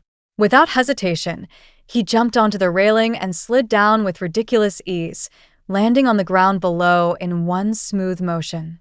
Copoka wasn't about to lose him. He followed suit, leaping onto the escalator railing and sliding down as well. When he landed, Zhao Kanzhou turned, looking genuinely impressed. You're pretty good, huh? Copoka, panting and furious, growled back. Shut up. He drew his blade slightly, his voice low and deadly. The game of tag ends here. Before they could engage, the two unknown men caught up, both armed with blades. They lunged toward Zhao Kanzhou and Copoka, without warning. In an instant, it was chaos. Steel clashed against steel as the street exploded into violence. Zhao Kanzhou shoved one of the men back with his blade, pointing at Copoka accusingly. What? Weren't you on the same side? Copoka, wielding both blades now, countered. That's what I think I should be saying. The two mysterious men stood their ground, their faces like stone as they prepared to strike again. But before they could move, Zhou Xing finally caught up, panting as he stumbled down the escalator. Hey, he shouted. All eyes turned toward him for a split second. Zhao Kanzhou let out a long, exasperated sigh. This is totally a mess, he grumbled before, yet again, breaking into a sprint. Copoka cursed under his breath and tore off after him. The two unknown men followed, their footsteps thunderous behind them. Zhou Xing stayed behind, too winded to keep up, and shouted in frustration. Damn it! The chase led them to another escalator. This time it was packed with people. Zhao Kanzhou, unfazed, jumped to one side, then kicked off the wall, flipping to the ground below. Copoka mirrored the maneuver with incredible precision, defying gravity as he ran along the wall for a few steps before landing cleanly. The two mysterious men hesitated, unable to replicate the acrobatics. They resorted to shoving their way through the crowded stairs, shouting at people to move. Zhao Kanzhou sprinted toward a train platform. Without breaking stride, he leapt through the open doors of a moving train. Inside, he rolled to absorb the impact and rose swiftly, catching his breath. Behind him, Copoka followed suit, dashing into the train just before the doors slid shut. He stumbled for a moment before regaining his footing. Hey! Copoka shouted. Zhao Kanzhou turned, his face breaking into a grin. Weren't you supposed to go home? Copoka's voice was like ice. Cut the bull ***. I have something to ask you. Shall we talk? Zhao Kanzhou laughed darkly. Oh yeah? That's good. I also have some things to verify. He drew both blades, his eyes glinting with deadly intent. However, I'd like to avoid boring talk. This is more my style. Copoka drew his own blades, one in each hand. His voice was cold. Why is it that this guy and that guy don't understand when you try to talk? Zhao Kanzhou's grin widened. Oh, a knife wielder? Nice to meet you. They lunged at each other, their blades flashing as the light from the sun. As Copoka and Blue Dragon jumped inside the train, the two unknown men who were chasing them, along with Zhou Xing, were not able to get on the train and remained behind. Zhou Xing reached the point where they had entered the train. He took a breath, sweat pouring from his face like he had taken a shower of sweat. The two unknown men began chattering, and one of them said, I missed it. Zhou Xing, still panting, called out to them, Hey. The men fell silent and said nothing. Zhou Xing, clearly irritated, asked, What's with you guys? One of the men, turning to face Zhou Xing, responded, It seems like we should be the ones doing the questioning. Zhou Xing's expression turned sharp, his mind racing. He thought to himself, Secret forest. The scene shifts to the inside of the speeding train. Copoka and Blue Dragon clashed their blades in a flurry of strikes, their movements a blur of steel and fury. As their blades locked, they came head to head. Blue Dragon smirked and asked, Your tailing was terrible, but are you any good with a knife? Copoka, his face boiling with anger, snapped back, Knife work? Something like this. He pushed off the ground with his feet, rushing forward and launching an aggressive strike at Blue Dragon. Zhao Kanzhou barely dodged the attack, twisting to the side, but Copoka capitalized on the moment, forcing him into a corner. Zhao Kanzhou deflected Copoka's strike by spinning to the other side and locking blades with him again. Suddenly, Blue Dragon swung a deadly strike toward Copoka's head. Copoka crouched, smoothly dodging the blow. In one fluid motion, Copoka spun and attempted to slice Zhao Kanzhou's stomach, but the Blue Dragon blocked it with precision. Both fighters separated momentarily, resetting their stances as they glared into each other's eyes. Blue Dragon, with a cocky grin, asked, You've got quite experienced knife-fighting skills. Copoka stayed silent, his cold eyes fixed on Zhao Kanzhou. Blue Dragon chuckled, dropping his stance slightly as if mocking him. Since it has a rough and gouging feeling, doesn't seem to be continental, Chinese style. Copoka, maintaining his calm composure, thought to himself, he's much stronger than the last guy. Tightening his grip on his blades, he adjusted their direction and braced himself. There's no use in dragging this out, I'll press hard. Blue Dragon, narrowing his sharp gaze on Copoka, observed the stance and muttered, I have a feeling about something. He pointed his blade at Copoka, smirking. Maybe Russia? Copoka lunged forward again, swinging his blades with precision, but Blue Dragon dodged and blocked each attempt. Copoka crouched low, stabbing upward, but Zhao Kanzhou narrowly evaded the strike. Their movements became a deadly dance, Copoka attacking relentlessly and Blue Dragon fending him off. A terrified passenger, the only other person in the carriage, watched the fight unfold with wide eyes. His voice trembled as he muttered, What in the world is this? The train driver, oblivious to the chaos, listened to music through his headphones, bobbing his head. He muttered to himself, Ahem, turn to the left. The driver suddenly steered the train hard left at high speed. The jolt sent Copoka and Blue Dragon off balance, forcing them to brace themselves by dragging their blades against the floor for support. The passenger shrieked, his suitcase slipping from his hands and skidding across the floor. Blue Dragon regained his balance first, noticing the suitcase at his feet. Seizing the opportunity, he picked it up and hurled it at Copoka. The suitcase blocked Copoka's view just long enough for Zhao Kanjo to launch a powerful kick. Copoka managed to block it, but the force sent him stumbling back. Both fighters paused, catching their breath. Blue Dragon stood upright and smirked. I think that's enough for introductions. Copoka stayed in his stance, unflinching. Zhao Kanjo raised an eyebrow and asked, "Shall we move on to the main?" Copoka glanced at the passenger and, without a word, picked up the suitcase and handed it back. He moved forward again, but in a flash, Blue Dragon delivered a surprise kick. Copoka blocked it, but was shocked by Zhao Kanjo's speed and power. The kick's force slammed Copoka against a steel rod, momentarily pinning him. With his blade poised, Zhao Kanjo demanded, "Let me ask first, why did you kill Wave Dragon?" Copoka, blocking an overhead strike, remained sharp and silent. Zhao Kanjo followed with a knee attack, but Copoka intercepted it. Zhao Kanjo shouted, "I'm asking why you had To kill him." Pinned, Copoka grinned with a cold expression. "What? Is this some childish comradeship or something? Both you and I are bottom feeders of the underworld." His voice turned cruel. *T. He probably died, because it was his time, right? Blue Dragon's anger flared. He lunged forward, but Copoka countered with a sharp blow to Zhao Kanjo's face, drawing blood. Zhao Kanjo stumbled back, shocked, as blood trickled down his cheek. The fight's momentum shifted. Copoka pressed the attack, forcing Blue Dragon to retreat under the barrage of blows.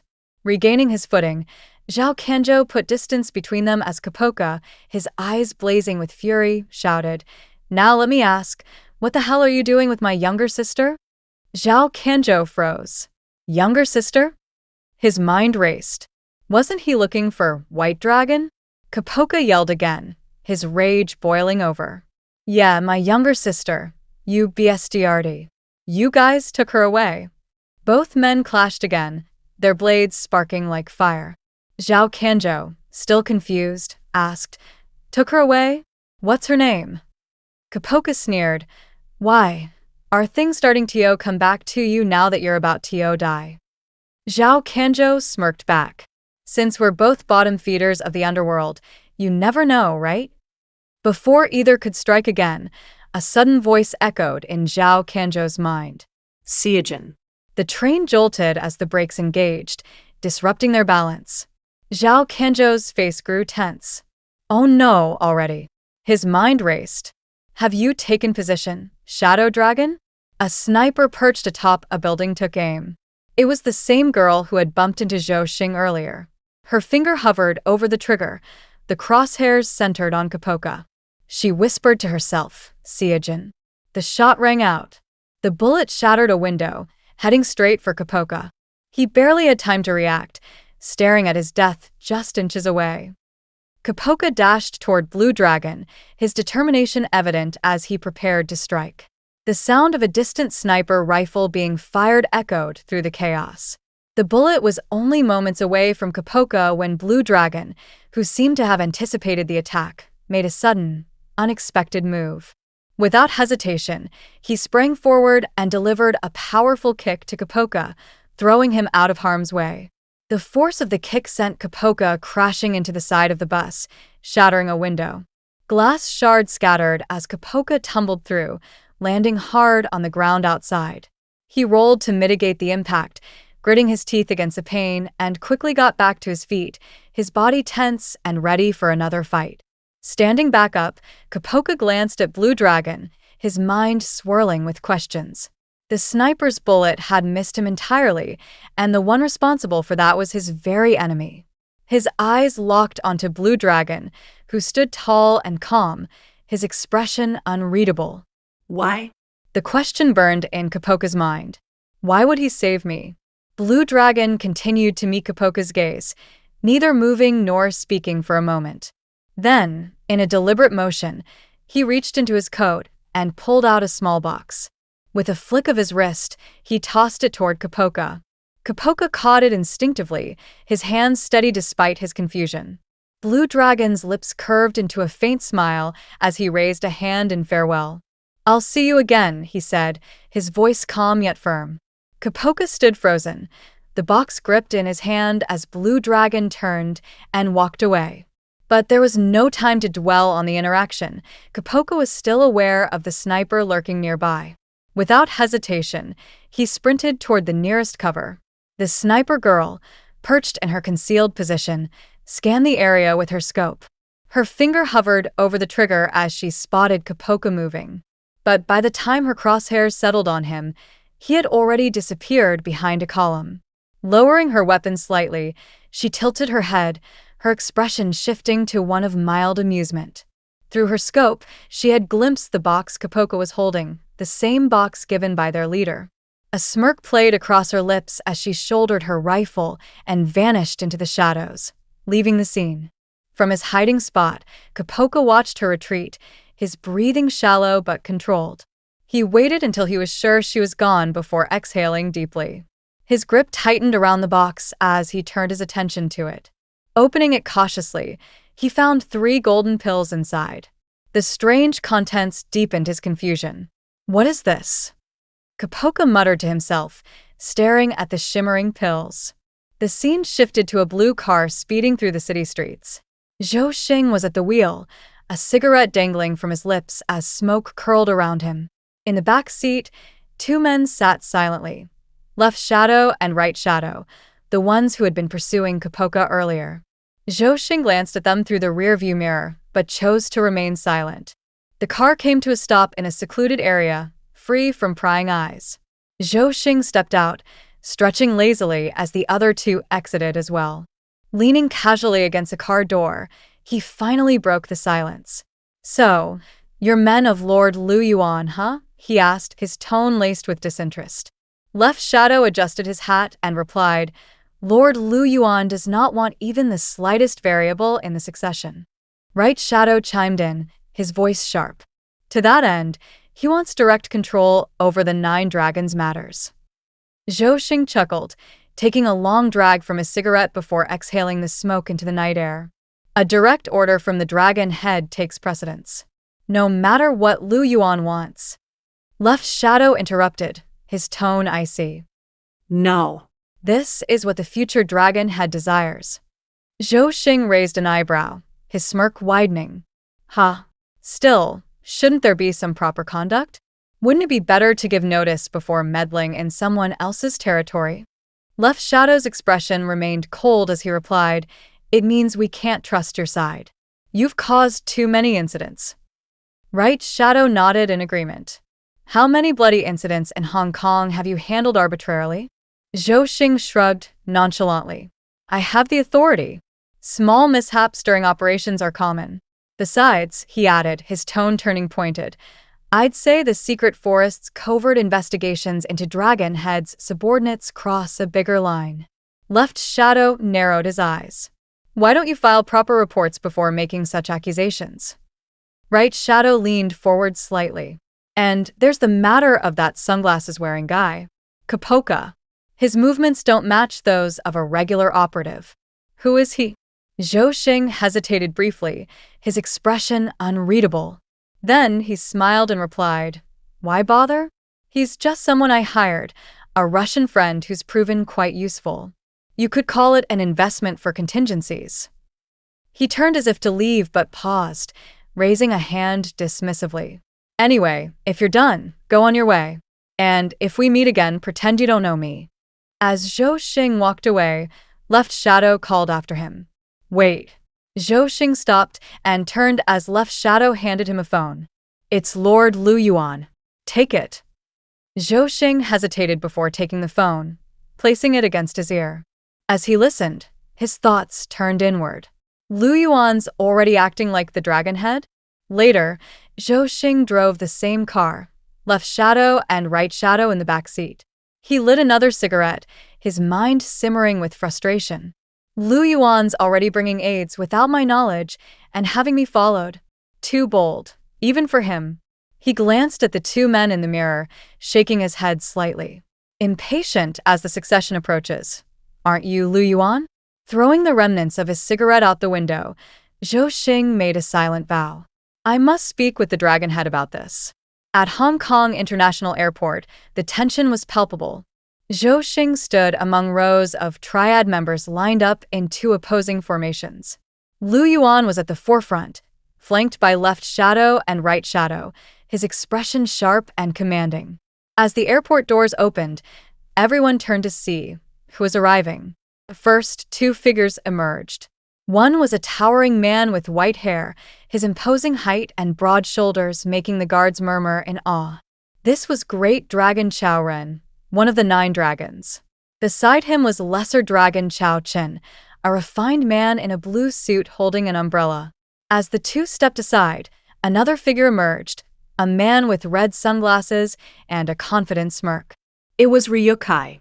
You've worked hard, Lu Yuan, Ryukai said, his voice smooth and mocking. Lesser Dragon Chao Qin chuckled, while Ryukai continued, It feels strange introducing myself to my own biological brother, doesn't it? Finally, a woman stepped forward from behind him. Ryukai gestured toward her. Come and greet them, he urged. The air grew heavier as the woman approached. Recognition dawned on Zhou Xing's face, his composure faltering for the first time. It was White Dragon Xiao Jina, one of the 9 dragons. As the girl stepped forward, Ryukai gestured toward her, his voice calm, yet commanding in the charged atmosphere. Everyone, this is Lin Zixia, he announced, glancing at each of them in turn as though daring anyone to question him. Zhou Xing's gaze locked on her, his mind spinning. He knew he had seen that face before, the unique features, the pale skin, and those striking purple eyes. The memory surged forward unbidden, bringing with it the image of the photograph Copoka had shown him months ago. Though their ages differ, albino with purple eyes, he thought, his brow furrowing. The resemblance was undeniable, but it wasn't just her appearance. Zhou Xing's mind zeroed in on the connection. That appearance is clearly Copoka's younger sister. His teeth clenched as he replayed the details in his head. A name surfaced amidst his racing thoughts. Xiao Jina. The contradiction was glaring, but Zhou Xing needed answers. His voice cracked through the tense silence, laden with confusion and frustration. But she's Lu Kai's real sister? He demanded, his eyes darting between Ryukai and the girl. What the hell is going on here, damn it? Ryukai's demeanor shifted subtly, his gaze narrowing. Before he could respond, Lu Yuan stepped forward, his anger evident in his every movement. Your younger sister? Lu Yuan hissed, his voice dripping with accusation. What kind of scheme is this, Ryukai? The accusation hung in the air, thick with tension.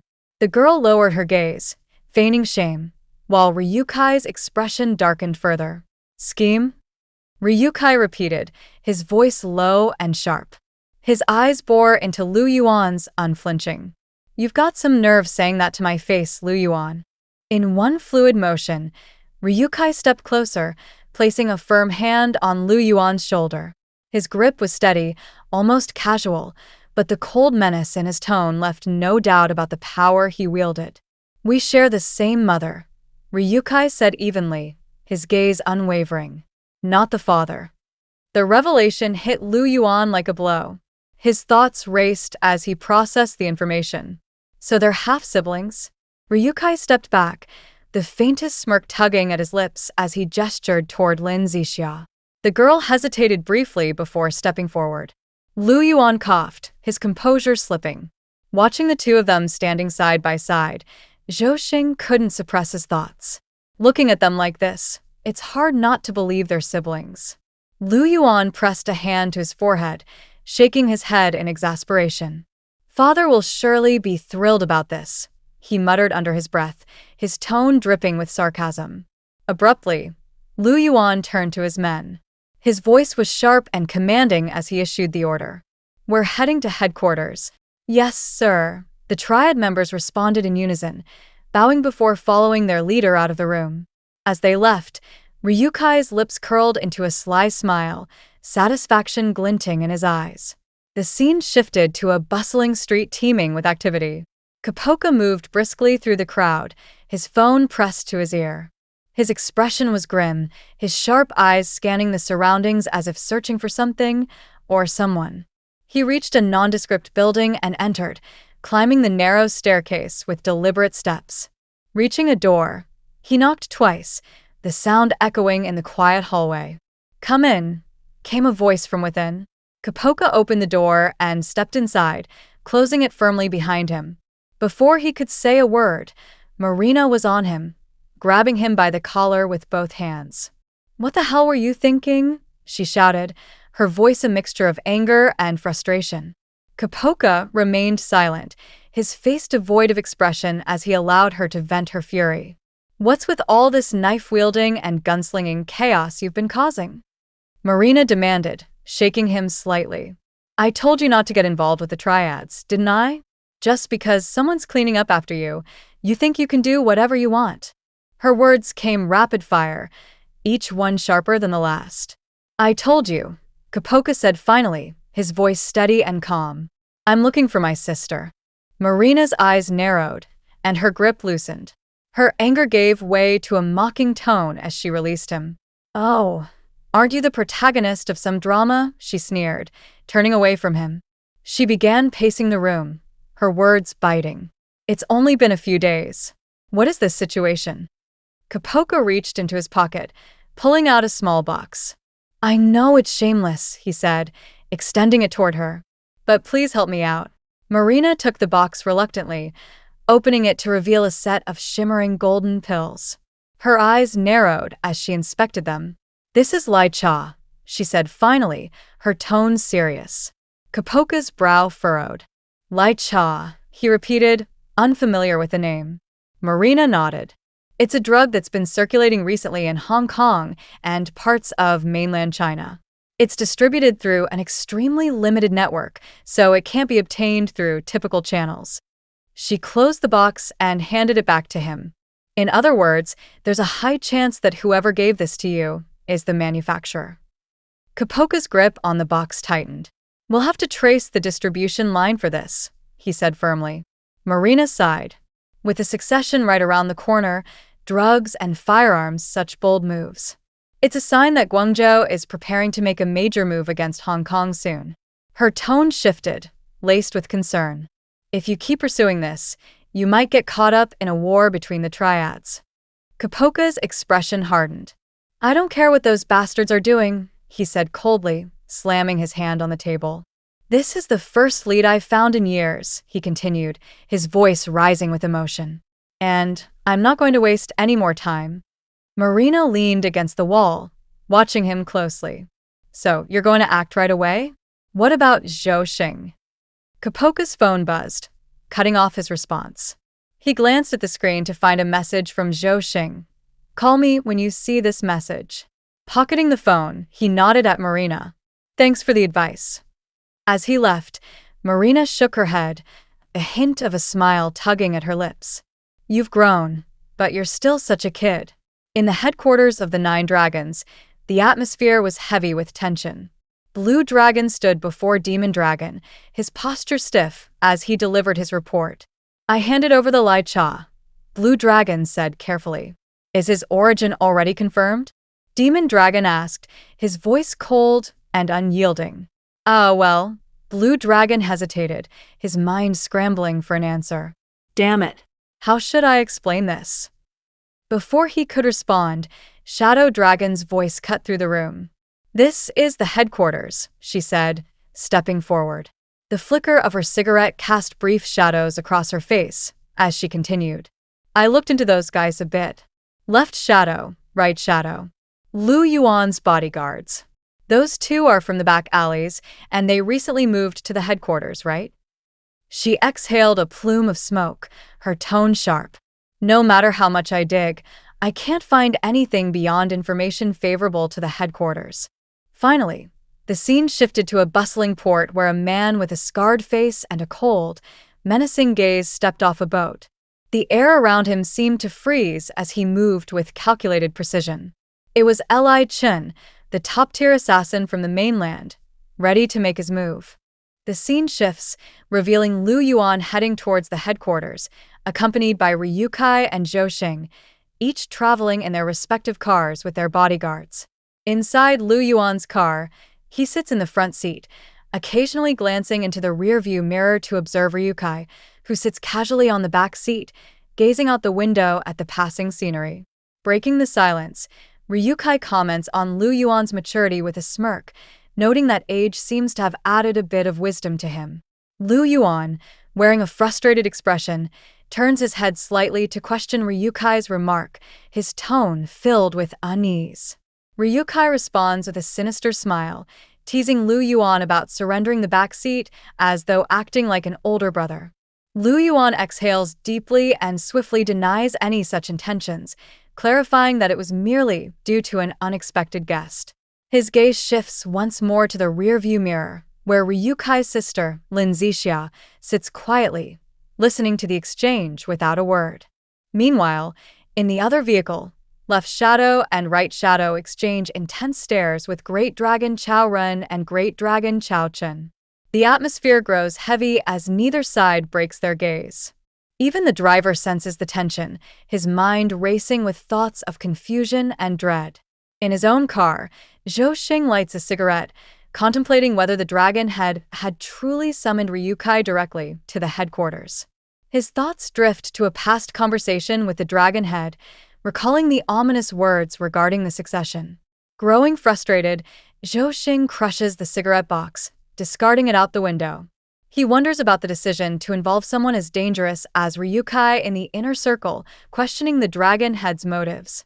Lighting another cigarette, he continues to reflect, pondering what reason could justify such drastic measures.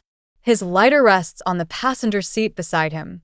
A sudden notification on his phone interrupts his thoughts, a message from the Russian hunter, promising an imminent call. Zhou Xing smirks knowingly.